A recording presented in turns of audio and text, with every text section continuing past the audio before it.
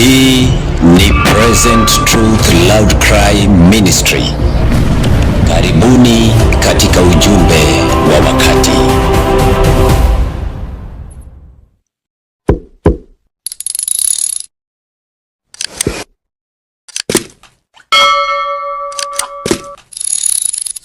Karibuni sana watu wa Mungu katika sehemu ya pili. Jina la Mungu litukuzwe.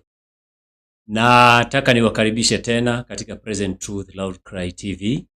Wale ambao mnafuatilia, karibuni sana, na ningependa kuwajulisha tu ya kwamba channel yetu ya Present Truth Loud Cry Ministry bado haijapata ruhusa ya kufanya live streaming, lakini tuna imani ya kwamba Mungu atatusaidia kwa siku zijazo. Lakini kwa sasa tuko hapa, hizi channel zote ni zetu. Kwa hivyo hakikisha una subscribe, alafu sambazia wengine, wale ambao ni wa Tanzania, wale ambao wanatufuatilia, waiteni hapa, wahakikisheni ya kwamba wako pamoja nasi katika kweli ambazo tunazipeana.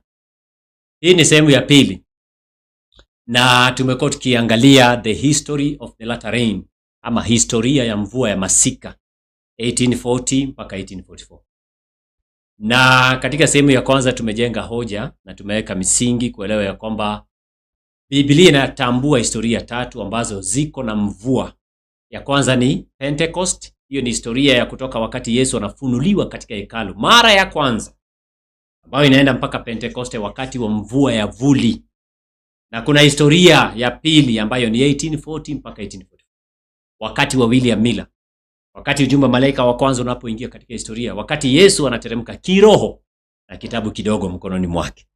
Na hizi historia mbili zinapounganishwa pamoja, tunapata habari kamili za kujua jinsi ambavyo movement ya mwisho ya Ufunuo sura yake ni ya 18, ambayo kwa sasa inafanya kazi duniani, kipindi cha lala salama kabla ya Mikaeli kusimama, kitafanya kazi kwa namna gani? Historia inajirudia, inaitwa historical repetition. Kwa hivyo kabla tujaendelea sana katika sehemu hii ya pili, nataka tuweze kuomba ili kwamba tuweze kupata rehema za Mungu katika somo hili la pili, ili Mungu atusaidie tunapo ingia kwenye somo hili la pili. Asanteni sana na Bwana azidi kuwabariki. Hebu tuombe. Tunaomba. Jina lako litukuzwe, Mungu wetu wa mbinguni. Asante kwa nafasi ambayo umetukirimia tena ili kwamba tuweze kuingia katika somo hili sehemu ya pili. Tunaomba utubariki, na zaidi ya yote tunaomba neema yako itufunike watumishi wako. Bariki kila mmoja atakayefuatilia somo hili, ima ni kwa mitandao, popote walipo. Ishia kila mmoja wetu ujumbe, mapenzi yako yakitimizwa kwa kila jambo. Tubariki kwa sasa, tunakuomba tunapoendeleza somo hili ambalo ni muhimu zaidi. Utubariki na uwepo wako. Mapenzi yako yatimizwe kupitia jina la Yesu tumeomba. Amina. Bwana abariki sana. Karibuni sana kwenye part 2. This is part 2, sehemu ya pili, na ningependa kuwakaribisha sana. Katika Great Controversy ambayo tulisoma, Dada White ameunganisha historia tatu. Na ningependa nirudie tena ndio tuanzie tena mahali ambapo Yesu anateremka kwa watu wake rasmi. Tunaambiwa kwamba malaika wa Ufunuo 18 katika Great Controversy 6:11, na hiyo inafaa kuwa national anthem. 6:11 paragraph 1, Great Controversy, kitabu cha pambano kuu 6:11, yani ukurasa wa 611. Aya yake ni ya kwanza. Dada White anasema the angel who unites in the proclamation of the third angel's message. Huyu malaika wa Ufunuo 18 ambaye anaungana na huyu watatu katika kutangaza ujumbe wake kwa nguvu. That angel, the angel, huyo malaika, is to lighten the earth with his glory. Anafaa kuangazia ulimwengu wote kwa utukufu wake. Anaendelea akisema a work of worldwide extent and unwanted power is here foretold. Kazi ya mwisho ya Mungu yenye uweza na mamlaka kuu imetangazwa hapo katika Ufunuo 18. Alafu anasema nini? Anaingia katika historia ya pili, anasema the Advent movement of 1840 to 18 1844 was a glorious manifestation of the power of God. Anasema ya kwamba Advent movement hii ya 1840 mpaka 1844 ndiyo historia ya Ufunuo 18, maana ilikuwa ni uweza ama usambazo wa uweza wa utukufu wa Mungu. Alafu anamaliza akisema the work will be similar to that of the day of Pentecost. Kazi hiyo itafananishwa na ile ya wakati wa Pentecoste. Hizo ni historia ngapi? 3. Na zote Yesu anafunuliwa katika historia zote. Kwanza anateremka kimwili, tumesoma. Ya pili anateremka kiroho, Ufunuo sura yake ni ya 10, na ya mwisho pia anateremka kiroho katika Ufunuo sura yake ni ya 18. Historia hizo 3 zinafanana, maana zote zinaonyesha namna ambavyo Malaki sura yake ni ya 3 inatimia, na Hagai sura yake ni ya 2. Hagai sura yake ni ya 2 inaonyesha kwamba Bwana atalijia hekalu lake kwa kigafla. Anaitwa the desire of nations, yule aliyetamaniwa na vizazi vyote na mataifa yote atakuja. Lakini kwanza maandiko yanasema Mungu atatetemesha mbingu na nchi na vyote. Na tumeona katika historia ya kwanza, kitabu cha Malakai, weka Hagai chapter 2, Hegai. Kitabu cha Hagai sura yake ni ya 2. Kitabu cha Hagai ama Hegai, Hagai sura yake ni ya 2. Hegai chapter 2, Hagai sura yake ni ya 2, tunataka kusoma. Mstari wake ni wa 4. Inasema verse 4. Inasema lakini sasa uwe hodari Zerubabel, asema Bwana, nawe uwe hodari yeye Joshua mwana wa Yosadaki kuhani mkuu, nanyi iweni hodari enyi watu wote wa nchi hii, asema Bwana, mkafanye kazi kwa kuwa mimi ni pamoja nanyi. Mstari wake ni wa 6, tusome. Kwa maana Bwana wa majeshi asema hivi, mara moja tena na kitambo kidogo tu, nami nitazitikisa hizo mbingu na hii nchi na bahari na nchi kavu. Unaona? Nami nitatikisa mataifa yote, verse 7. Aya 7. Na yeye aliyetamaniwa na mataifa yote, yani the desire of nations. Mtafsiri aliharibu. Kilichotamaniwa na vizazi vyote atakuja, ambaye ni Yesu, nami nitajaza nyumba hii kwa utukufu, asema Bwana. Hagai anazungumza kuhusu ufunuo wa utukufu wa Ufunuo sura yake ni ya 18. Lakini hapa anasema kwanza lazima itikiswe mbingu na ardhi na dunia na vyote. Shaking of the heavens. Dada White amezungumzia hili jambo anapozungumzia Revelation 18. Lakini the shaking of the heavens and the earth, hapa anasema mara moja nyingine, mara moja tena. Amesema mara moja tena, inamaanisha ya kwamba huko nyuma amefanya hivyo mara 2 za kwanza. Kwa hivyo itasalia mara moja tena, lakini hapo nyuma ametikisa mara 2. Ni kama unanielewa? Aya inasema mara moja tena. Tena maanake nimeshafanya hivyo mara zingine 2. Mara ya kwanza ni Yesu akizaliwa kimwili ili aje Israeli. Anakuja katika hekalu lake kigafla na wanamfukuza. Na kabla Yesu kujifunua kwa watu wake, tumeona ya kwamba watu wa kutoka mashariki wanatumika pakubwa katika kazi hiyo. Wanatumika pakubwa katika kazi hiyo ya kufunua Yesu, na tumeona ya kwamba Yesu anapofunuliwa kuna mamajusi wa kutoka mashariki. Hebu tusome tena Mathayo sura yake ni ya 2. Tuone vile Mungu alitikisa mbingu na ardhi. Alafu tutayarisha life sketches 4:11 baadaye. Unganisha hizi vitu, zinaitwa the golden thread of truth. The golden chain ni mnyororo wa kweli ambao ni mnyororo wa dhahabu. Golden iko na kweli. Hatuwezi kuondoka hapo. Hatuwezi kutenganisha watu wa kutoka mashariki na ujio wa Yesu kujifunua kwa watu wake. Hatuwezi. Hiyo ni nyororo ambayo iko kwa Biblia na inasaidia watu wa kipindi cha mwisho wajue saa ya kujiliwa kwetu ni lini. Na tujue kile ambacho kinatakikana sisi tuwe tunafanya kwa sasa. Tumfuate mwana kondoo kila aendako. Nasoma kitabu gani? Matthew chapter 2. Amen. Wale ambao mnafuatilia, jaribuni kusambaza hizo links ili wengine waweze kujumuika pamoja nasi. Amina. Nasoma kitabu gani? Matthew chapter 2. Matthew chapter 2. Mathayo sura yake ni ya 2. Matthew chapter 2 and verses number 1. Yesu alipozaliwa katika Bethlehemu ya Uyahudi zamani za mfalme Herode, tazama mamajusi wa mashariki walifika Yerusalemu wakisema, yuko wapi yeye aliyezaliwa mfalme wa Wayahudi? Kwa maana tuliona nyota yake mashariki, nasi tumekuja kumsujudia ama kumwabudu. Mamajusi kutoka mashariki, watu wa kutoka mashariki hawezi kutenganishwa na mvua ya masika. Wako na kazi yao, jukumu lao, maana ujumbe wao unakuja kutoka mashariki, ambao utakuja kutikiza Israeli yote, Jerusalem yote, pamoja na Herode. Kamata hiyo flow of thread, kamata mtiririko huo. Maandiko yanasema katika mstari wake ni 3, basi mfalme Herode aliposikia hayo alifadhaika, na Yerusalemu pia pamoja naye. Wakaanza kufadhaika, watu wakatetemeka, akakusanya wafalme na viongozi. Ni kitu gani kinaendelea? Yaani nchi yote ilitetemeshwa na ujumbe huo wa kutoka mashariki. Na hatuwezi kutenganisha watu wa mashariki na mvua ya masika. Hatuwezi kufanya hivyo kabisa. Dada White anasema Mungu atatetemesha mbingu na ardhi tena wakati Ufunuo 18 itaanza kutimia. Wakati itaanza kurudia historia ya Millerites. Hebu nisaidie Life Sketches 4:11. Life Sketches 4:11.5. Kitabu kinaitwa Life Sketches 4:11. Life Sketches 4:11. Kitabu kinaitwa Life Sketches of Ellen White. Ukurasa wa 411, 4:11.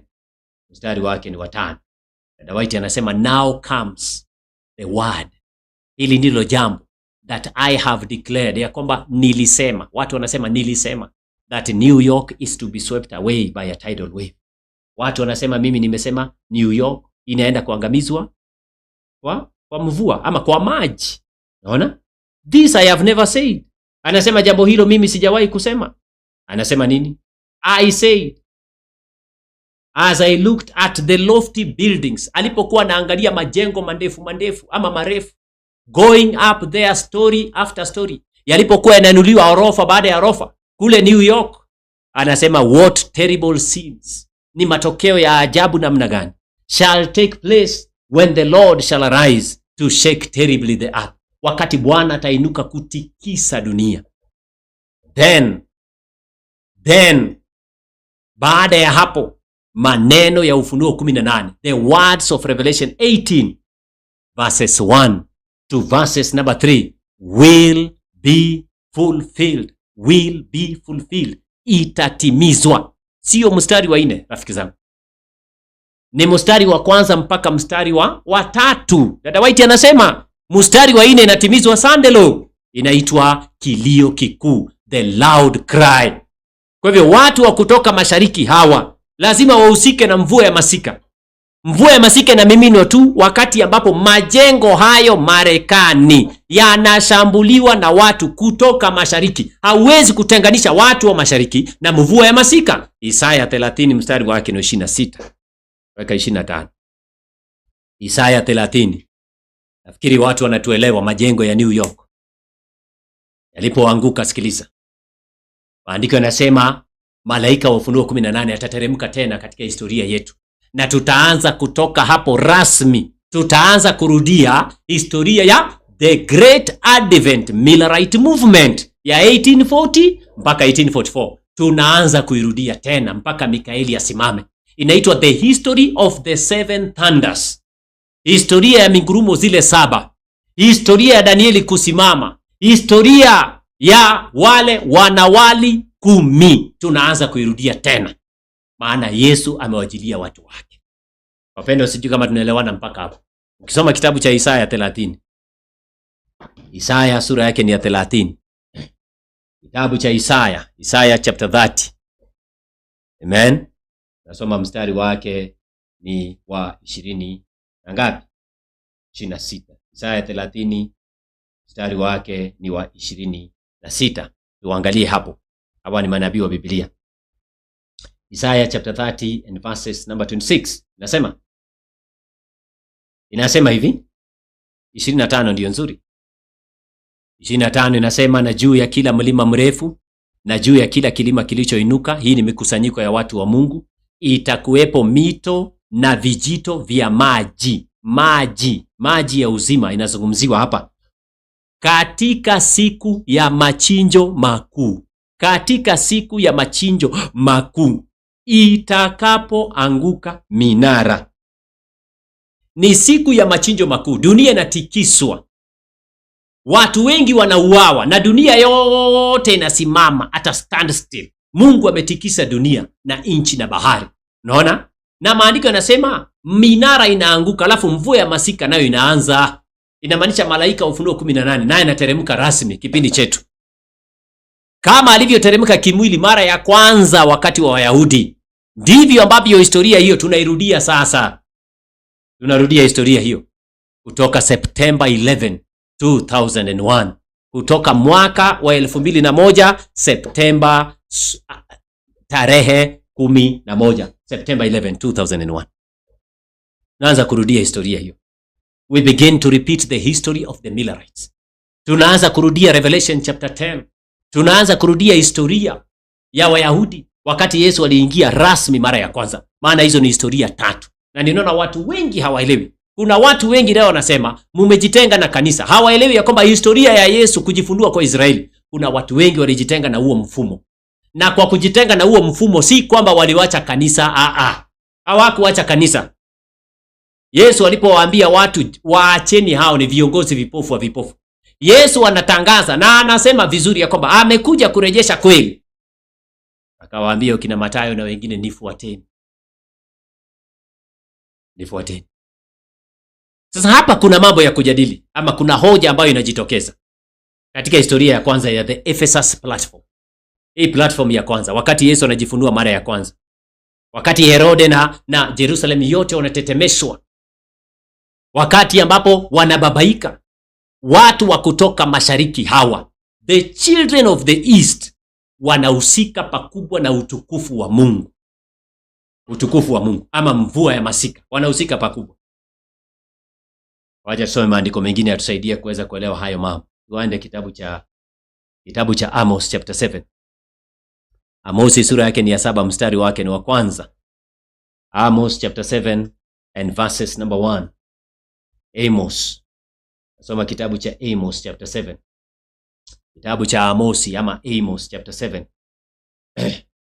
Amosi sura yake ni ya 7, mstari wake ni wa kwanza. Nataka tuweze kuangalia ya kwanza nase. Inasema hivi ndivyo alivyonionyesha Bwana Mungu. Thus has the Lord God shown unto me. Mungu amemwonyesha Amos. Amemwonyesha kitu gani? Tusome pamoja. Behold, tazama, he formed grasshoppers. Aliziumba ama aliwaumba nzige katika mwanzo wa mchipuko. In the beginning of the latter growth. The beginning. Tunaona ya kwamba Yesu anajifunua katika historia mara tatu. Na wakati wote Yesu anajifunua katika historia, tumeona ya kwamba Mungu anatikisa mbingu, nchi na bahari. Watu wanatetemeshwa. Na tumeona katika Mathayo sura yake ni ya 2 ya kwamba Herode waliteseka, Yerusalemu yote ilitetemeshwa, na watu hawa kutoka mashariki hawawezi kutenganishwa na mvua ya masika. Hawawezi, maana wako na prophetic role yao. Wako na jukumu lao ama kazi yao katika historia ya kiunabii.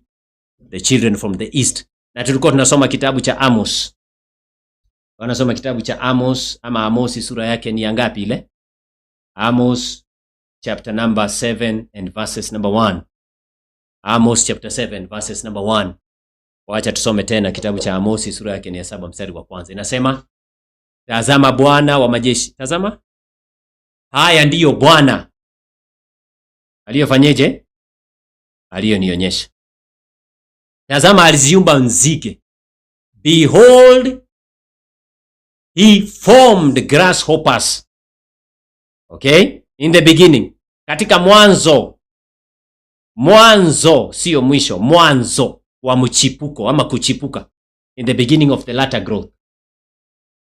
Katika mwanzo wa mchipuko, maandiko yanasema Bwana ameziumba nzige. Katika mwanzo wa mchipuko. In the beginning of the latter growth. And lo, it was the latter growth after the king's mowing. Si ndio hiyo?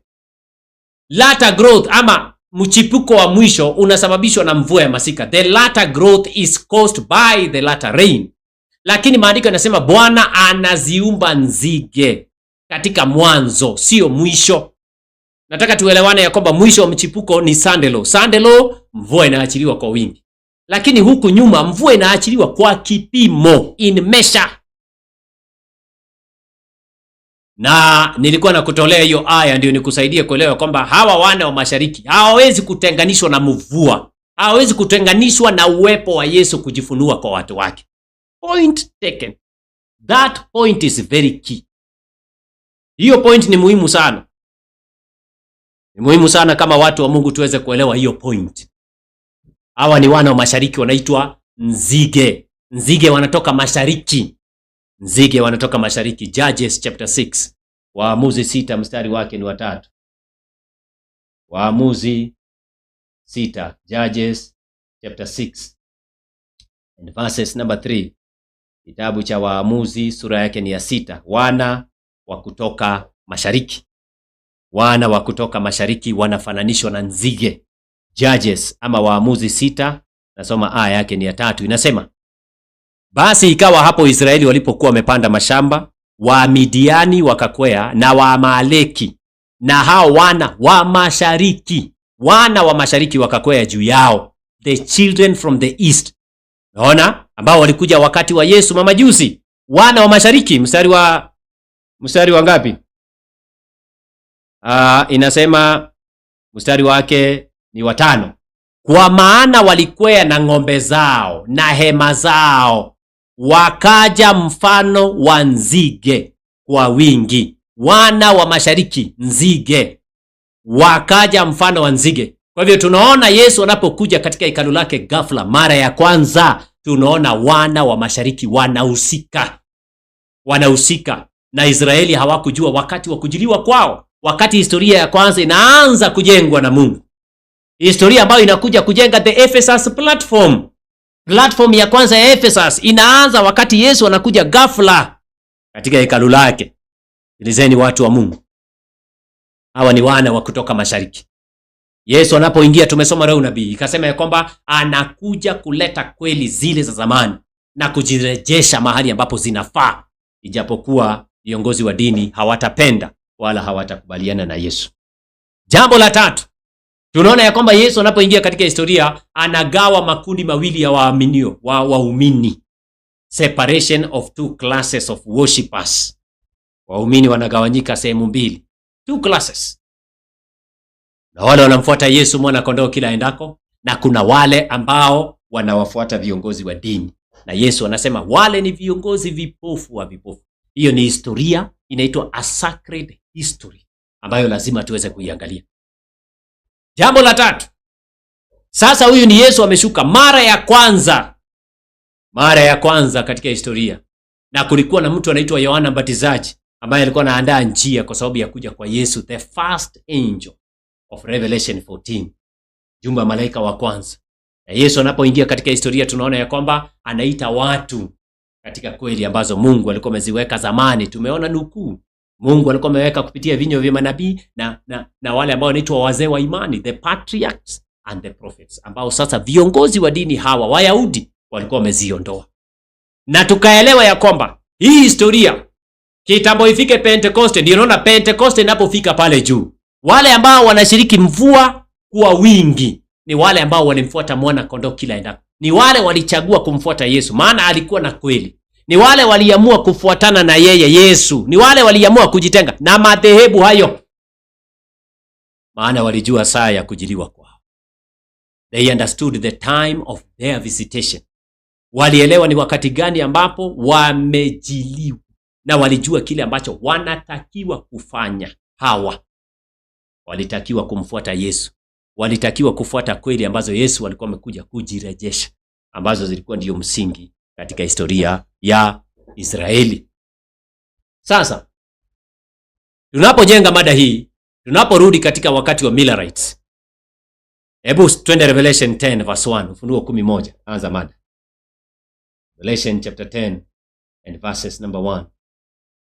Revelation chapter 10 and verses number 1. Tunaanza. Nataka kuangalia similarities. Revelation 10, Ufunuo 11. Maandiko yanasemaje? Kisha nikaona malaika mwingine mwenye nguvu akishuka kutoka mbinguni. Anasema kisha maana yake kuna mambo yanafanyika hapo juu, sivyo? Kuna mambo after these things I saw. After inamaanisha kuna mambo yanatendeka.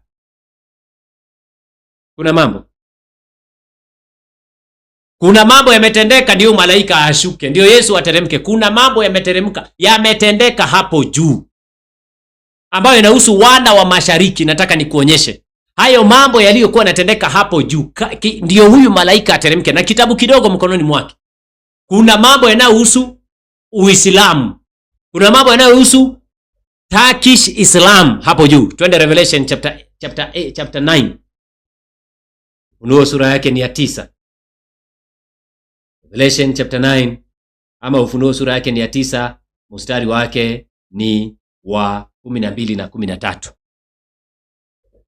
Revelation chapter 9 Ufunuo 9:12 nasema, ole wa kwanza umekwisha kupita. Na tunajua ole wa kwanza inatokea chini ya baragumu ya 5. Ole ya kwanza inaitwa Arabic Islam, Uislamu wa kutoka Uarabuni kiongozwa na Muhammad. Hiyo ni kutoka aya ya kwanza ya Ufunuo 9 mpaka aya ya 11. Inazungumza kuhusu nini? Arabic Islam, Arabic. Naona hiyo ni ya kwanza ambayo ilipita na ilifanya kazi miaka 150. Okay? Kutoka Julai 12 mwaka wa 1299 ukiongezea miaka 150 inakupeleka Julai 27. Julai 27 1449. Andika hizi hesabu, tutakuwa tunazirudia. Mimi sitatoka. Julai 27 samani, Julai 27 1299 mwaka wa 1229. Ole ya kwanza Arabic Islam inafanya kazi mpaka Julai 27 mwaka wa 1449. Julai 27 1449 wanafanya kazi for 150 years. Nzige hawa, nzige waliotajwa katika Ufunuo 9 mstari wake ni weka mstari wa 5 kwanza. Revelation chapter 9 and verses, anzia mstari wake mstari wake ni wa 3. Mstari wa 3 inasema, nzige wakatoka katika ule moshi wakaenda juu ya inchi, wakapewa nguvu kama nguvu walio nayo nge, scorpion wa inchi. Wakaambiwa, msiyadhuru majani ya inchi wala kitu chochote kilicho kijani kibichi wala mti wowote, ila wale tu wasio na muhuri wa Mungu katika vipaji vya nyuso zao. Kama hata hiyo point. Kuna wale wanakubaliana na muhuri wa Mungu, kweli ambazo Mungu alikuwa anamimina wakati huo. Mstari wake ni wa 7. Inasema, na maumbo ya hao nzige walikuwa kama farasi waliowekwa tayari kwa vita. Naona? Na juu ya vichwa vyao kama taji mfano wa dhahabu, na nyuso zao zilikuwa kama nyuso za wanadamu. Kwa hivyo hawa nzige wanaitwa Arabic Islam. Mara ya kwanza walifanya kazi miezi ama miaka 150. Katika aya yake ni ya ngapi ile? Katika mstari wake ni wangapi? Iko katika aya ya 4 ama aya yake ni ya 5. Miaka 150 iko pale. Utasoma pale. Point to note. Tunataka kuangalia kitu ambacho kinamsababisha Yesu ashuke tena kiroho katika Ufunuo sura yake ni ya 10. Ufunuo 9 imesema ole ya kwanza imepita, ilianza Julai 27 mwaka wa 1299. Ikatumia miaka 150. 150. Unaona? Ikaishia Julai 27 mwaka wa 1449. 1449. Hiyo ni aya ya 5. Aya ya 5 ya Ufunuo 9 inasema katika Revelation 9 verse 5, tusome. Inasema, wakapewa amri kwamba wasiue bali wateswe miezi mitano.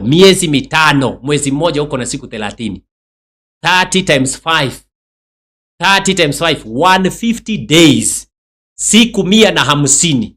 Siku 150, siku moja huhesabiwa kuwa ni mwaka mmoja. Inakuwa ni miaka 150. Miaka 150.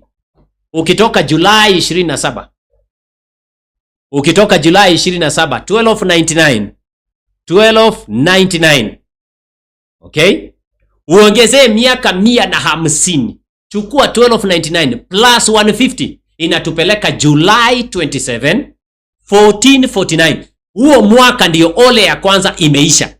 Kumbuka, najaribu kukuonyesha ya kwamba ni kitu gani kinafanyika. Ndio ole, ndio Yesu ateremke katika Ufunuo sura yake ni ya 10. Na hiyo ndio ilikuwa sababu Yesu aliteremka kimwili katika Mathayo sura yake ni ya 2. Tuliona watu wa kutoka mashariki walihusika. Na kile ambacho kitamfanya Yesu ateremke katika Ufunuo sura yake ni ya 10 ndicho hicho ambacho kinamfanya Yesu ateremke katika Ufunuo sura yake ni ya 18 kuanzisha kazi rasmi. Lazima tujue saa ya kujiliwa kwetu. Na haya mambo waliandika Millerites katika 1843 chart na katika 1850 charts. Waliandika. Waliweka farasi hawa wa vita. That is our foundation. Haijalishi wewe ni mwana matengenezo unajiita jina gani. Ukiondoka kwenye misingi ya 1843 na 1850, wewe sio mwana matengenezo tena. Haiwezekani. Haiwezekani rafiki yangu. Yeyote anayetoka katika foundation ya 1843 na 1850 charts hawezi kuwa mwana matengenezo na hawezi kudai ya kwamba yeye anawakilisha the Millerites, because the Millerites were founded, they were grounded on the Habakkuk's 2 tables, mbao mbili za mawe za Habakkuk ambazo walipewa na Mungu. Na katika mbao hizi za mawe kulikuwa na farasi wa vita. Miaka ambayo ole ya kwanza inafanya kazi ni Julai 27. Wanaanzia Julai 27 mwaka wa 1299. Mwaka wa 1299, 1299. Inaanzia hapo. Ukiongeza miaka 150 inatupeleka Julai 27 mwaka wa 1449. Mwaka wa 1449, 1449, Julai 27.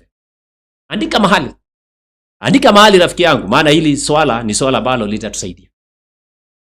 Sasa ndio ole ya pili iweze kuisha. Kwa sababu gani? Tunataka kujua ni kitu gani kilifanyika ndio malaika wa Ufunuo 10, Revelation chapter 10 aweze kuteremka. Maana Ufunuo 10 inasema baada ya hayo nikaona malaika akiteremka. Inamaanisha kuna kitu kinafanyika ndio kinamsababisha huyu malaika ateremke. Nataka kuona kama kuna historical repetition. Nataka kuona kama wana wa mashariki wanahusika, the children of the east. Kwa maana nimeweza kuestablish katika Biblia na roho nabii ya kwamba wana wa mashariki hawezi kutenganishwa na mvua ya masika na kujiliwa kwa watu wa Mungu na Yesu. Haiwezekani, haiwezekani. Rudi tena Ufunuo 9 mstari wake na 12 na 13. Revelation chapter 9. Revelation chapter 9. Nasoma aya yake ni ya 12. Revelation chapter 9. Revelation chapter 9. Nasoma aya yake ni ya 12. Baada ya Arabic Islam kuondoka kwenye historia. Baada ya Arabic Islam kuondoka kwenye historia, maandiko yanasema kitu gani? Inasema kitu gani? Inasema ole wa kwanza umekwisha kupita, si ndio? Na tazama, anasema nini? Tazama nini? Zimesalia ole ngapi? Bado ole mbili zinakuja baadaye. Ole ngapi? Ole mbili ndio zimesalia huko mbele ambazo zinakuja baadaye. There are 2 more woes. Inamaanisha ole hizi zote ni ngapi? Ni 3. Haya, hizo ole ni 3. Na ole hizi 3 zinasababishwa na malaika anayepuliza baragumu ya 5, ya 6 na ya 7 kwa pamoja. Sasa tuangalie the Millerite movement. Maana tunaangalia historia ya mvua ya masika. Tuangalie katika mstari wake na 13, in verses number 13. In verses number 13 tunaambiwa hivi katika aya yake ni ya 13. Tusome pamoja. Anasema malaika wa 6 akapiga baragumu. Nikasikia sauti moja iliyotoka katika zile pembe za madhabahu ya dhahabu iliyo mbele za Mungu. Huyo ni nani? Huyo ni Yesu. Yesu anatoa directions. Okay? Ikimwambia yule malaika wa 6, aliyokuwa na baragumu wafungue hao malaika wanne. Hawa ni viongozi walikuwa ni wanne waliofungwa kwenye mto mkubwa Frati, the river Euphrates. The four principal sultanis of Islam, viongozi wakuu wa Kiislamu, jeshi la Kiislamu ambao wanaitwa Turkish Islam, maana river Euphrates iko Turkey. Wa kwanza alikuwa Aleppo, wa pili alikuwa eneo la Baghdad, wa tatu alikuwa Damascus, na wa nne alikuwa Iconium. Ninarudia, wa kwanza aliyefunguliwa alikuwa eneo la Aleppo, wa pili alikuwa Baghdad, wa tatu alikuwa Damascus, na wa nne alikuwa, nimesema wa nne alikuwa wapi? Alikuwa wapi? Aleppo, Damascus, Baghdad, na nne nimesema ni gani? Iconium. Maeneo manne wakafunguliwa. Sasa kuna kitu ambacho kitasababisha malaika wa Ufunuo 10 yateremke. Yesu ateremki tu. Kuna tukio lazima lifanyike. Hizi historia tatu ni muhimu tuweze kuzisoma. Wacha kwanza nimalize na matukio yanayofanyika ndio Yesu ashuke. Nimekuonyesha katika historia ya kwanza ni wana wa kutoka mashariki wanakuja na ujumbe huu. Sasa tuko katika historia ya pili, ni kuonyeshe ole ya pili sasa hii ambayo inaitwa Turkish Islam. Uislamu wa kujengwa pale Uturuki, pale mto Frati, wakiwa na majemedari wanne. Angalia maandiko yanasemaje. Na kwa wale ambao mnafuatilia kwenye YouTube, sambazeni link. Nataka watu wengi waingie waweze kufuatilia ninasema nini. Na mubarikiwe sana kwa kuingia. Angalieni. Nasoma kitabu cha Ufunuo, sura yake ni ya 9, aya yake ni ya 10 hapo 13. Inasema malaika wa sita wakawafungua.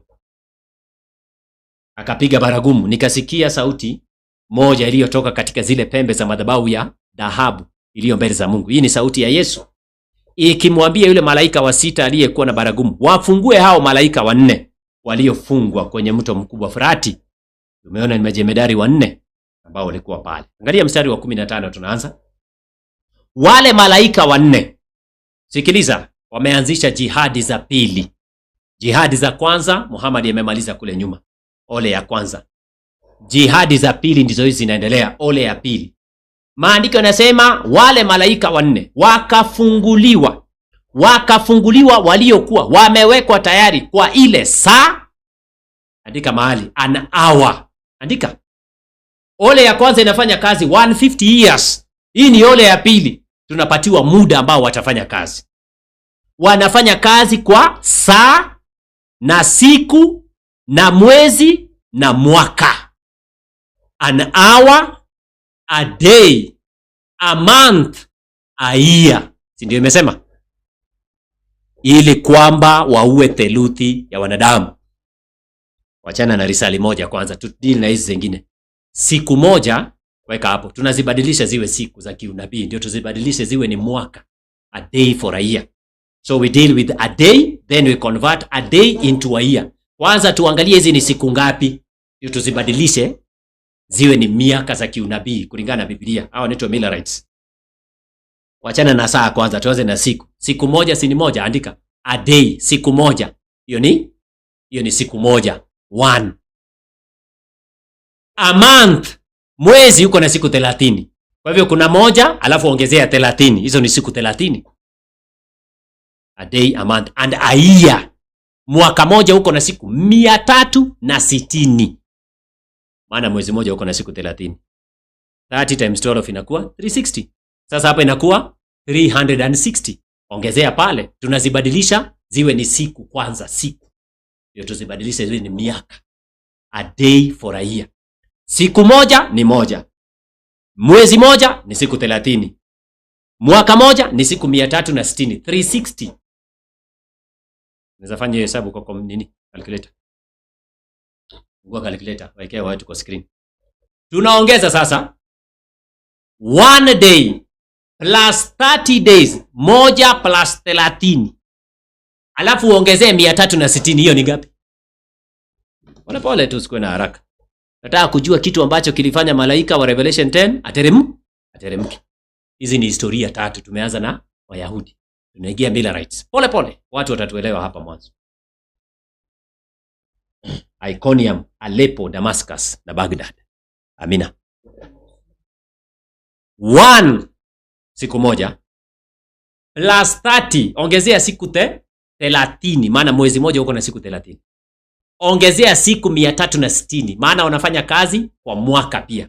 Wanafanya kazi kwa siku, mwezi na mwaka. Tumeanza na hizo tatu. Siku ni moja, ni siku moja. Mwezi ni siku 30.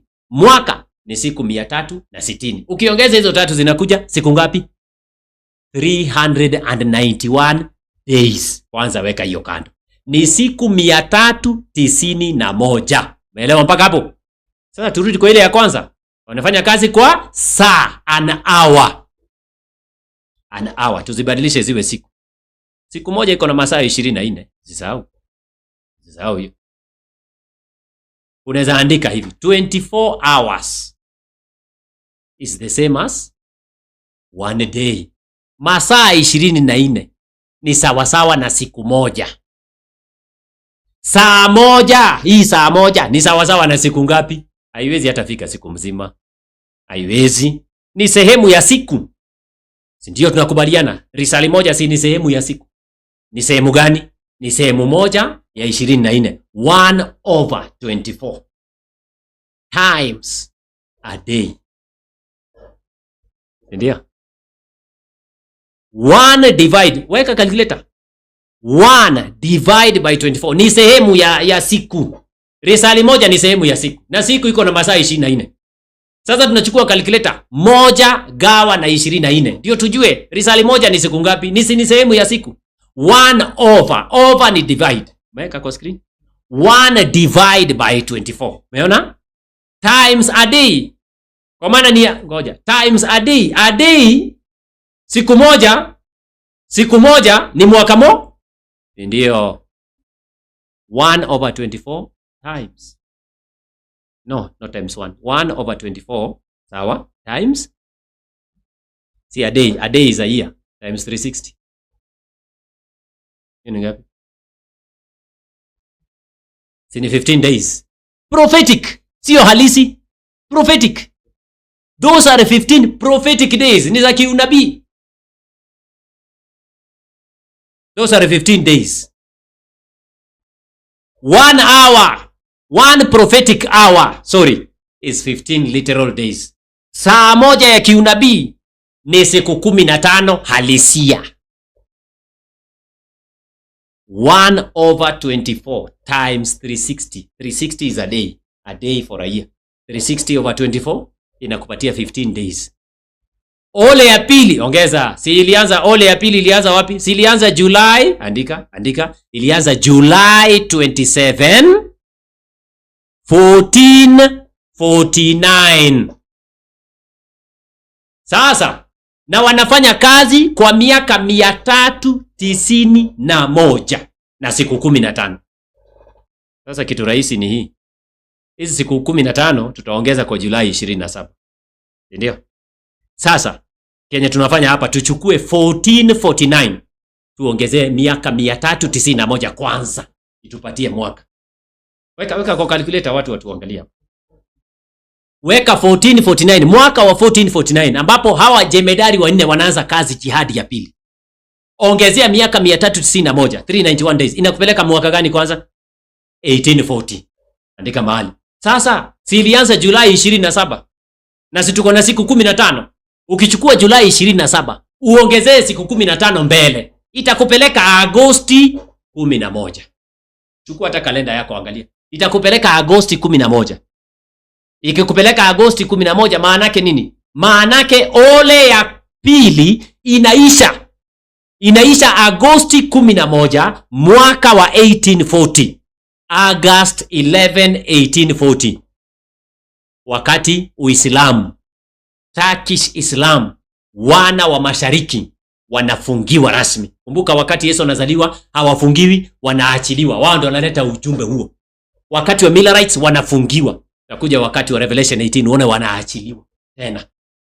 Wanaachiliwa wakati wa Yesu wanaleta ujumbe wa kutetemesha, wanafungiwa, wana collapse wakati wa Millerites.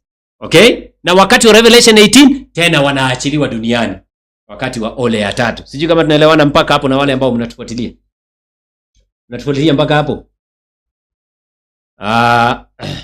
Natufuatilia. Nataka watu waweze kuelewa kitu ambacho tunasema kwa pamoja mpaka hapo. Amina. August 11, 1840. Ni kitu gani kinafanyika? Dada White anatuandikia katika vitabu vya Roho Nabii. Dada White anasema katika kitabu kinaitwa Great Controversy. Angalia. Hizi vitu hatubahatishi jamani. Kitabu kinaitwa The Great Controversy ama Pambano Kuu. Anasema katika kitabu kinaitwa in the year 1840 anasema katika kitabu kinaitwa GC 334.4 Great Controversy page 334 ukurasa wa 334. Great Controversy 334 paragraph yake ni 4. Great Controversy. Yes. Great Controversy, angalieni. Mungu atukuzwe. Great Controversy ama Pambano Kuu page 334. Ndio hiyo umeweka kwa screen pale. Inasema in the year 1840. Katika mwaka wa 1840, another remarkable fulfillment. Ndio hiyo. Of prophecy. Unabii wa ajabu ulitimia, ambao uliamsha hisia za watu, widespread interest, na watu wengi wakataka kujua. 2 years before, miaka miwili kabla 1840, hiyo ni 1838, Josiah Leach, one of the leading brethren or ministers preaching the second advent, mmoja wapo wa Millerites aliitwa Josiah Leach, aliyekuwa na hubiri sana, published an expose. Aliweza kutangaza kwa kuchapisha, Ufunuo sura yake ni ya 9, akitangaza, akifanya prediction of the fall of the Ottoman Empire, Turkish Islam, according to his calculation, kulingana na hesabu zake. This power ambayo inaitwa Turkish Islam katika Ottoman Empire was to be overthrown in AD 1840. Wangeangushwa 1840, sometimes in the month of August. And only a few days previous to his accomplishments, he wrote. Kabla ya tukio hilo kutendeka, Josiah Leach akaandika. Aliandika mambo hayo, si ndio? Tuendelee.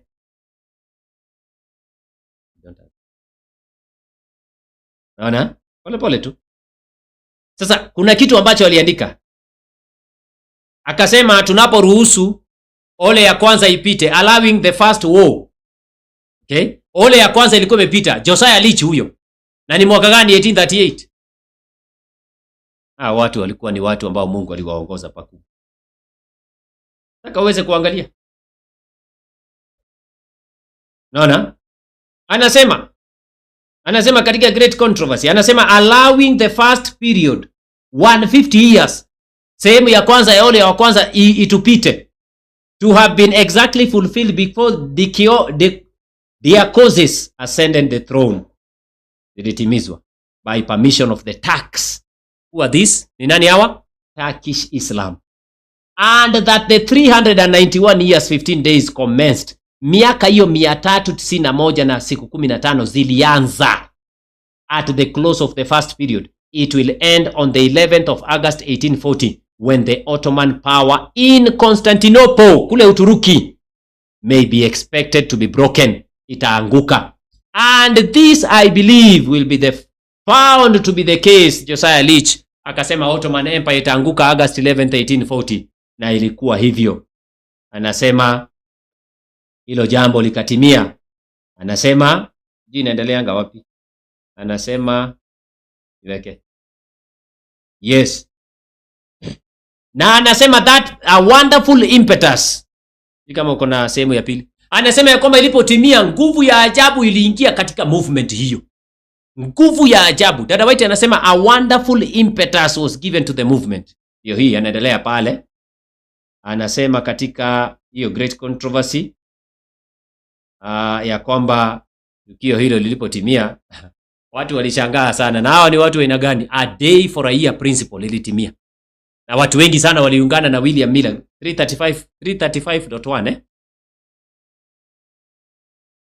at the very time specified 335.1 nasoma weka kwa screen. Akasema 1840 Ottoman Empire itaanguka. Tunataka kuangalia kitu ambacho kilimsababisha Yesu ateremke katika Ufunuo sura ya 10. Inasema at the very time specified. Katika wakati aliotabiri Josiah Leach 1840. Turkey through her ambassadors accepted the protection of the allied powers of Europe. Walikubaliana na mataifa ya Kikristo ya Europa and thus placed herself under the control of Christian nations. Uislamu ukaenda kubomoka. The event exactly fulfilled the prediction. When it became known, watu walipojua ya kwamba ni unabii unatimia uliotangazwa na Josiah Leach, multitudes were convinced, watu wengi walishawishika, of the correctness of the principles of prophetic interpretation adapted by Miller and his associates. Watu walikubaliana sana. Tusome. And a wonderful power ama impotence, nguvu ya ajabu, was given to the Advent movement. Nguvu ya ajabu ikaingia katika movement ya Advent movement. Men of learning and position, watu wakubwa, wasomi, watu wenye cheo waliungana pamoja na Miller, pamoja na kikundi chake, both in preaching and publishing his views. Tumalizie. And from 1840 to 1844 the work rapidly extended. Kwa hivyo kuna nguvu ambayo iliingia. Sasa tuende Revelation 10 verse 1. Hii nguvu iliyoingia imetokana na wana wa mashariki kuzuiliwa. Wamezuiliwa wapendwa. Wakati wa Yesu kuzaliwa waliachiliwa, wakatembea wakaja Israeli. Wana wa mashariki, tumeona nyota yake, mpokeeni. Wakati wa Millerites wanazuiliwa, Yesu anateremka. Revelation chapter 10 and verses number 1. Ninarudia, Ufunuo 10 mstari wake ni wa kwanza. Angalieni, Ufunuo sura yake ni ya 10, aya yake ni ya kwanza.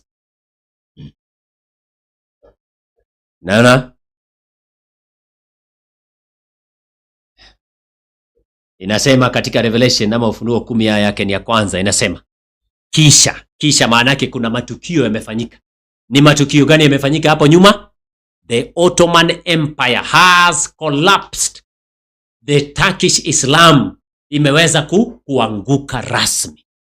Anasema kisha nikaona malaika mwingine mwenye nguvu akishuka kutoka mbinguni, kisha mwenye mamlaka kuu. Hii ni nguvu ambayo iliingia katika movement ya wale ambao wanaitwa the Millerites. Nimekuonyesha hiyo. Na hii ni historia ambayo inakuja kujirudia tena katika Revelation chapter 18. Hatuwezi kutenganisha wana wa kutoka mashariki na mvua ya masika. Hatuwezi. Haiwezekani, haijafanyika na haiwezekani. Haiwezekani watu wa Mungu. Ukienda kitabu cha Dada White anasema 1840 to 1844 was a glorious manifestation of the power of God. Ilikuwa ni kuashiria utukufu mkuu wa Mungu. Anasema katika kitabu kinaitwa, wacha nisome 2 manuscript releases. Nukuu katika manuscript releases series number 760, na tutasoma volume 15 ya 371 pale manuscript releases the message that stirred the people manuscript releases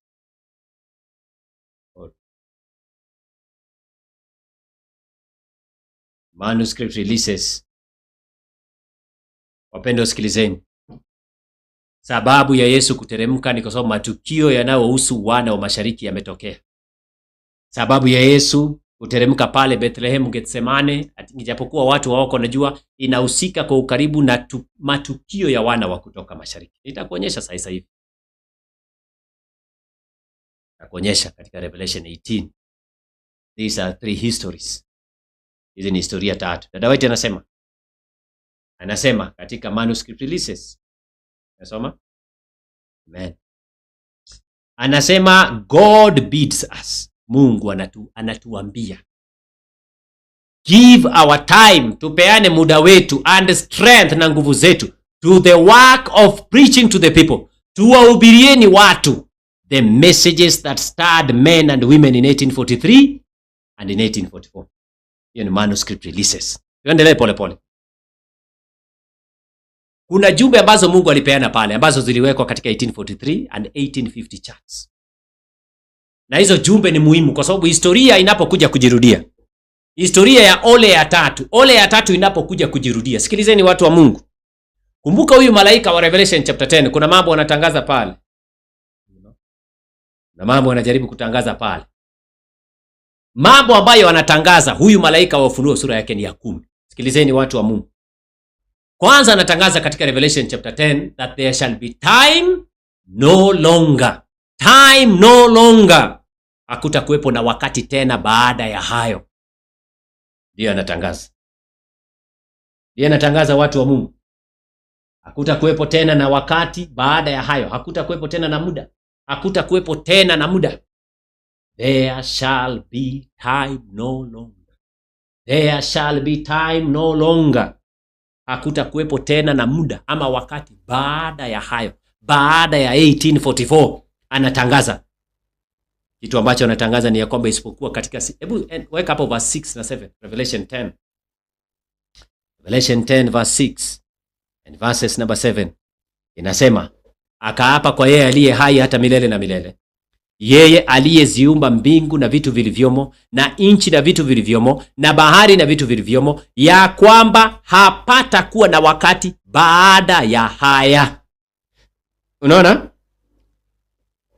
Isipokuwa katika siku za sauti ya malaika wa 7. Atakapokuwa tayari kupiga baragumu, hapo ndipo siri ya Mungu itakapopulizwa ama timizwa, kama alivyowahubiri watumishi wake hao manabii. Wale ambao wanaitwa Millerites walielewa verse 7 ya kwamba wakati baragumu ya 7 inaanza kupigwa, siri ya Mungu itaanza kutimizwa duniani. Mungu ataanza kuandaa watu wakamilifu. Ataanza kuandaa kikosi ambacho kitakuwa kimejitenga na dhambi na uasi wa kila aina. Kristo akae ndani yao, tumaini la utukufu. Sasa baragumu ya 7 inapigwa lini? Maana kuna matukio ambayo yako chini ya baragumu ya 7. There are events under the 7th trumpet. Baragumu ya 7 inapigwa lini? Baragumu ya 7. Maana hapo lazima tuweze kuangalia tuone kama historia ya Millerites inaanza kujirudia. Tutakapojua baragumu ya 7 inapigwa lini. Mstari wake ni wangapi? Revelation chapter number 11. Revelation chapter 11. Ufunuo sura yake ni ya 11. Revelation chapter 11. Acha nifungue tena Biblia yangu hapa. Fungua Biblia, Ufunuo sura yake ni ya 10. Time no longer. 1844 ndio mwisho. Inaitwa the end of prophetic time. Unabii wote unaishia pale, za nyakati za kiunabii. 1260, 2520, 1290, 1335, zote hizo zinaisha 1844.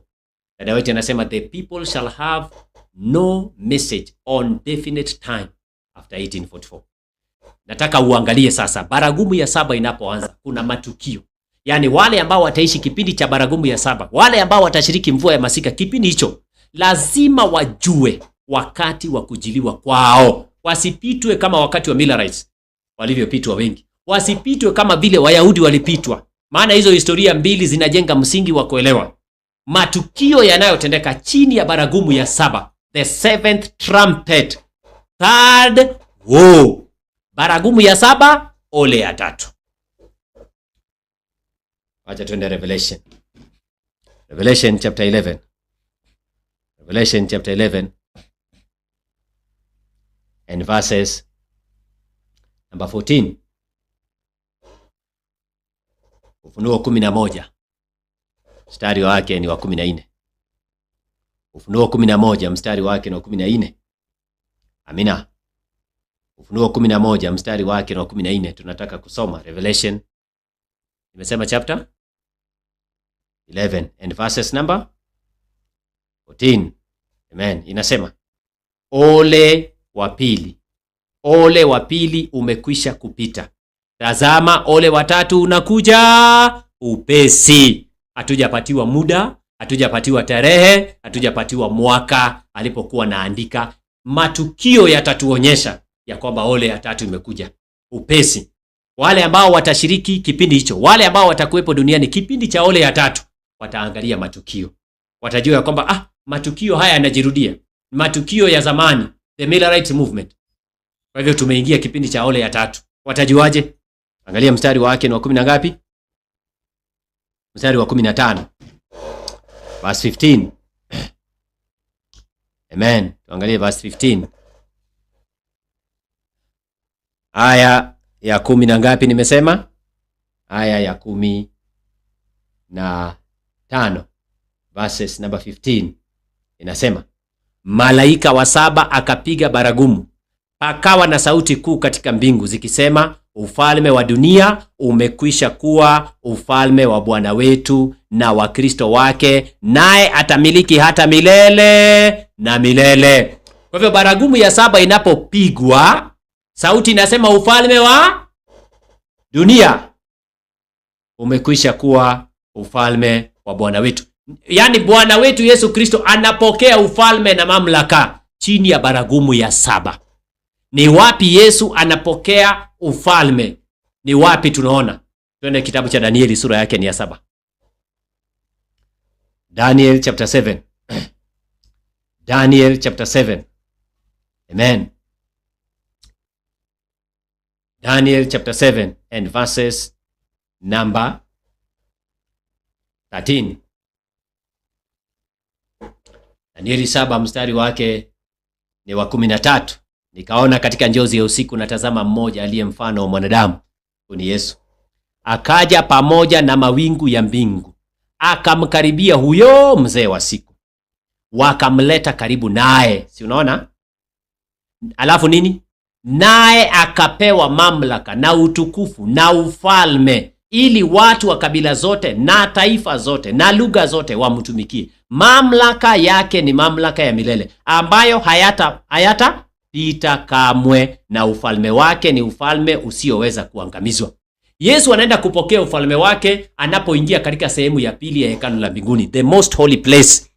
Na hiyo ni October 22, 1844, wakati mlango unafunguliwa rasmi. Na huu ni wakati wa Philadelphia, anaingia pale, na unaona pale, angalia mstari wake ni wa 9 pale juu. Inasema katika mstari wake ni wa 10. Inasema, mto kama wa moto utokao ukatoka ukipita mbele zake. Huyo ni Mungu Baba. Maelfu elfu wakamtumikia, na 10,000 mara 10,000 wakasimama mbele zake.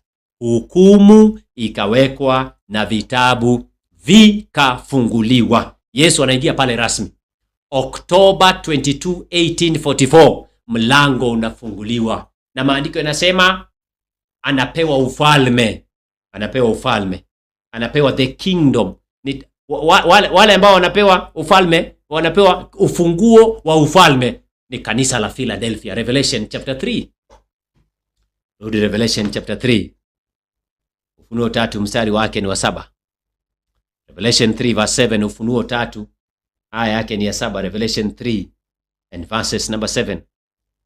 Revelation chapter 3, Ufunuo 3 mstari wake ni wa 7. Revelation chapter 3. Amen. Ufunuo 3 mstari wake ni wa 7. Revelation chapter 3. Revelation chapter 3 and verses number 7. Tunasoma kidogo tu. Revelation 3 verse 7 nasema, na kwa malaika wa kanisa lililoko Philadelphia andika, haya ndiyo anenayo yeye aliye mtakatifu, aliye na kweli, aliye na ufunguo wa Daudi. Aliye na ufunguo wa Daudi. Yeye mwenye kufungua wala hapana afungaye, naye afunga wala hapana afunguaye. Naona maandiko yanasema, najua matendo yako, tazama nimekupa mlango uliofunguliwa mbele yako, ambao hapana awezaye kuufunga. Kwa kuwa unazo nguvu kidogo, nawe umelitunza neno langu, wala hukulikana jina langu. Kwa hivyo unafunguliwa mlango wa kuingia patakatifu mno, na maandiko yanasema hako na ufunguo wa Daudi, the keys of the kingdom. Yesu anaenda kupokea ufalme wake rasmi, na ni wakati baragumu ya 7 inapigwa October 22, 1844. October 22, 1844. Kuna matukio ambayo yanatendeka chini ya baragumu ya 7. Tukio la kwanza ni kuingia kwenye ole ya tatu. Ole ya tatu inaingia wakati wa baragumu ya 7, the third woe. Chini ya baragumu ya 7, ole ya tatu inaingia. Maanake Yesu anajifunua tena kwa watu wake. Yesu anajifunua kwa watu wake chini ya ole ya tatu. Ole ya tatu, the third woe. 7th trumpet, third woe. Ole ya tatu. Kwa pamoja. Ole ya tatu. Na ole ya tatu inafunguliwa duniani wakati minara inaanguka tena. Minara inaanguka tena September 11, 2001. Wakati Mungu anaachilia nzige. Wakati ambapo dunia yote inatetemeshwa tena mara nyingine. Mara nyingine Mungu anainuka kutikisa dunia, kutimiza unabii ambao ni sehemu ya tatu. Unabii wa kwanza, Yesu anafunuliwa kimwili. Unabii wa pili, anajifunua kiroho. Unabii wa tatu na Ufunuo sura yake ni ya 18. Revelation chapter 18 inaanza kutimia wakati nzige wanaachiliwa ghafla duniani. Na tunaweza onyesha hizi vitu katika Biblia. Tunaweza zionyesha katika Biblia. Tunaweza tumia maandiko kuonyesha ya kwamba tunapoingia katika historia hii, mvua ya masika inamiminwa tena. Inamiminwa tena. Inamiminwa tena wakati Mungu anaachilia nzige. Tusome Ufunuo. Revelation chapter number 11, tusome tena. Revelation 11 and verses number 15. Verses number 14. Inasoma, ole wa pili umekwisha kupita, tazama ole wa tatu unakuja upesi. Ole ya kwanza inaitwa Arabic Islam. Ole ya pili inaitwa Turkish Islam. Ole ya tatu ambayo inaachiliwa duniani September 11, 2001 inaitwa Radical Islam. Radical Islam ambayo inafungua duniani Osama bin Laden, Al-Qaeda, ISIS, Boko Haram. Tunaishi kipindi ambacho Radical Islam. Na ukiona Mungu ameachilia nzige, ujue aidha amefungua mbingu ama amefunga. Maana Mungu anaamuru nzige waweze kuingia duniani tena. Sema kitabu cha 2 Chronicles chapter 7. Nyakati wa pili sura yake ni ya 7. Wapendwa, nataka uweze kuangalia haya mambo. 2 Chronicles chapter 7 verse 13. 2 Chronicles chapter 7. Amen. 2 Chronicles chapter 7. Nyakati wa pili sura yake ni ya 7. Tuone mahali ambapo tutaachia presentation hii. Nyakati wa pili, 2 Chronicles chapter 7. Nyakati wa pili sura yake ni ya 7. Amen. Acha nisome 13. Soma nukuu, alafu tuone vile tunamalizia. 2 Chronicles chapter 7, nyakati wa pili sura yake ni ya 7. Inasema hivi, verse 13. Nikizifunga mbingu isiwe mvua, tena nikiamuru nzige kula nchi, tena nikiamuru nzige kula nchi, au nikiwapelekea watu wangu tauni, ikiwa watu wangu walioitwa kwa jina langu watajinyenyekeza na kuomba na kunitafuta uso na kuziacha njia zao mbaya, basi nitasikia toka mbinguni na kuwasamehe dhambi yao na kuiponya nchi yao. Mungu anasema anaweza kufunga mbingu kusiwe na mvua, na anaweza kuziamuru nzige kula nchi ama kuleta taabu duniani. Inamaanisha ya kwamba tumeingia kipindi cha mvua ya masika. Tukiwaona nzige wanahangaisha dunia, inamaanisha kitu kingine. Tunaingia kipindi cha kutiwa muhuri watu wa Mungu. Inamaanisha kitu kingine. Ufunuo 18, Yesu ameteremka na kitabu kidogo mkononi mwake. Tunarudia kitabu cha historia. Tunarudia tena historia ya Danieli kusimama. Danieli anasimama katika sehemu ya kwanza 1840 to 1844. Danieli anasimama tena wakati kazi ya mwisho ya kufunga historia ya dunia inafanyika. Nataka nisome fungu la mwisho. Wacha nisome nukuu ya mwisho. Then Daniel shall stand in his lot to bear his testimony. Okay? Wakati Revelation 18 inaanza kutoka verse 1 mpaka verse 3. Wakati ambapo watu wa Mungu wanasihiwa. Mungu anawasihi warejee katika misingi yao. Okay? Anasema katika manuscript releases. Manuscript releases volume 20 nafikiri.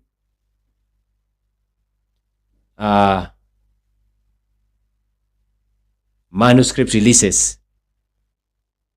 Kitabu kinaitwa Manuscript releases. Amen. Nafikiri ni 2MR sio 20. 2MR page 20 paragraph 1 uko nayo. 2MR Blessed are the eyes, Manuscript Releases volume 2 page 20 paragraph number 1. Amen. Tusome. Dada White anasema blessed are the eyes which saw the things that were seen in 1843 and in 1844. Anaposema blessed are your eyes, ananukuu Yesu na mitume. Anaturudisha kwenye platform. Unaona anashikanisha hizi historia. Maana Yesu ndiye aliambia mitume wake, eri nyinyi macho yenu yanayoona mambo ambayo manabii wengi wangetamani kuona. Dada White anachukua quotation hiyo ama statement ya Yesu, anaileta hapa. Anaileta wakati wa Philadelphia. Angalia vizuri. Imebarikiwa macho iliyoona vitu vilivyoonekana 1843 na 1844. Tusome. The message was given. Ujumbe ulipeanwa. And there should be no delay in repeating the message. Wengine wanatutisha. Tumeenda kusoma theolojia. Ati yeye ni doctor. Sijui yeye ni nani, professor wa theolojia amevumbua kitu mpya. Shindwe kwa jina la Yesu. Mnavumbua nini? The message was given. And there should be no delay in repeating, not in bringing a new message. No. In repeating the message. For the signs of the times are fulfilling. Ishara za nyakati sasa zinatimia. Kipindi chetu leo tuko mwaka wa 2026. The closing work must be done. Kazi ya kufunga historia dunia, kilio kikuu cha malaika yule watatu lazima ifanyike kwa haraka. A great work will be done in a short time. The loud cry. A message will soon be given by God's appointment. Kuna ujumbe ambao utapeanwa duniani kwa kilio kikuu, kwa uelekezi wa Mungu, that will swell into a loud cry, ambayo itamiminwa na italipuka dunia mzima kwenye kilio kikuu. Alafu then Daniel shall stand in his lot to give his testimony. Kilio kikuu cha malaika yule watatu ni Danieli atapeana ujumbe huo. Nakuja kuendeleza. Daniel shall stand in his lot. Inamaanisha ya kwamba wale wanapokea mvua ya masika kwa sasa wanafaa kuelewa kwamba kitabu cha Danieli sura yake ni ya 11. Kuanzia mstari wake ni wa 40 mpaka mstari wake ni 45.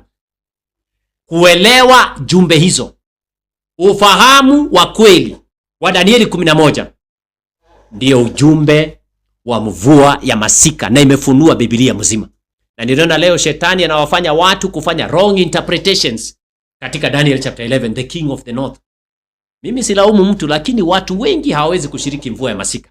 Hawawezi kumwakilisha Danieli kusimama kipindi chetu, maana wameweka interpretations mbovu katika Daniel chapter 11 wakisema ni Uturuki.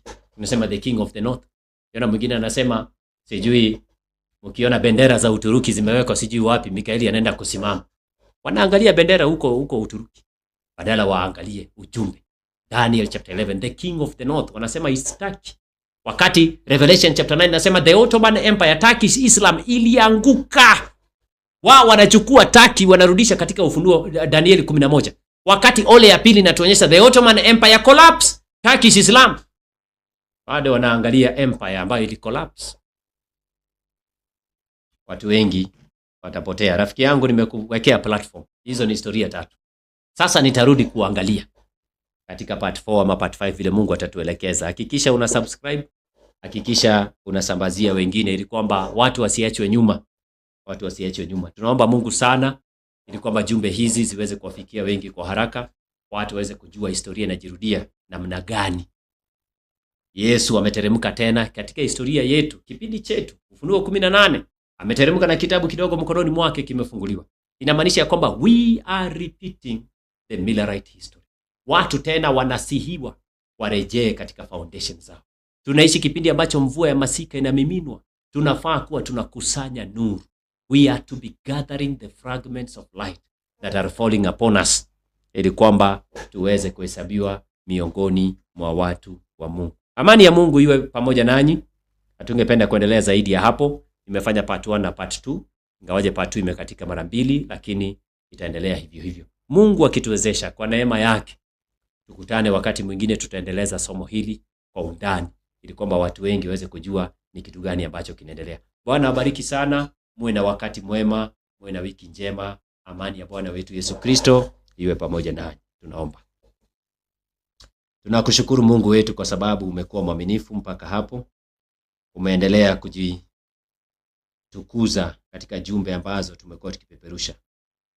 Endelea kusaidia kila mmoja anayefuatilia aweze kubarikiwa. Neema yako itufunike.